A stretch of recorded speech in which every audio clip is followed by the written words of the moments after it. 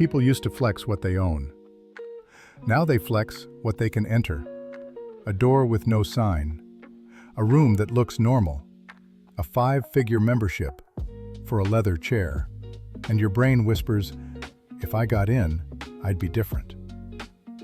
You're not crazy. You're wired for this. Stay until the end. I'll give you a 3-question test. It'll tell you if joining is a smart move or just expensive cope. Answer honestly. Here's what most people miss.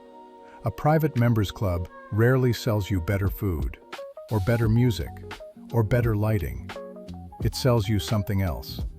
A filter, not a product. A boundary. And a boundary changes the question in your head from, do I want this? To, am I allowed to have this? That question is addictive, because it's identity, not preference. In luxury, scarcity usually lives in objects. In clubs, scarcity lives in permission.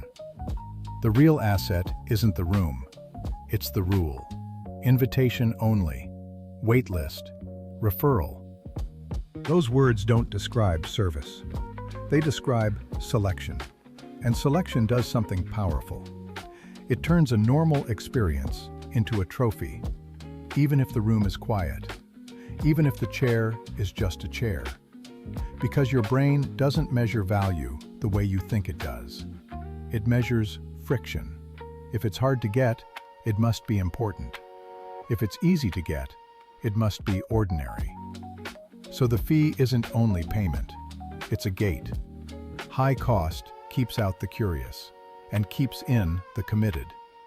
And your brain respects commitment. There's a difference between being seen and being recognized. In public spaces, you perform for everyone. In private spaces, you perform for a narrower audience. And when the group is filtered, every signal lands harder. A compliment from a random stranger is nice. A nod from someone who belongs feels like proof. I see you. You're one of us. That's why clubs don't need loud luxury. The rules are invisible. Inside a filtered room, subtle signals become loud. How you speak, how you move, how relaxed you are when you don't need attention. That's the hidden product. Not networking, not amenities, recognition. And recognition is a shortcut to belonging. Here's the modern flex nobody admits. The ultimate luxury in 2026 isn't gold. It's nervous system control. It's walking into a room and not scanning for threats, not checking your phone, not trying to win. It's being able to relax without asking permission. A private club sells the feeling of, I don't have to fight for space. And if you can afford calm, you're signaling leverage somewhere else. Time. Options. That's why these places feel powerful. They don't just separate people by income. They separate people by stress.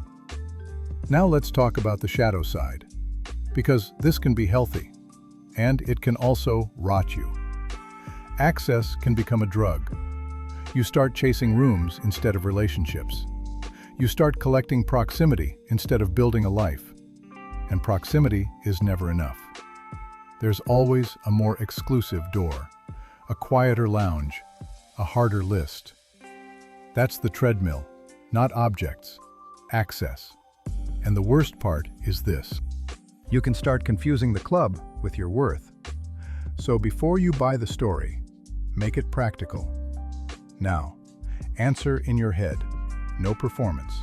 Question 1. If the club removed the members only label tomorrow, and anyone could walk in, would you still want to pay the same money?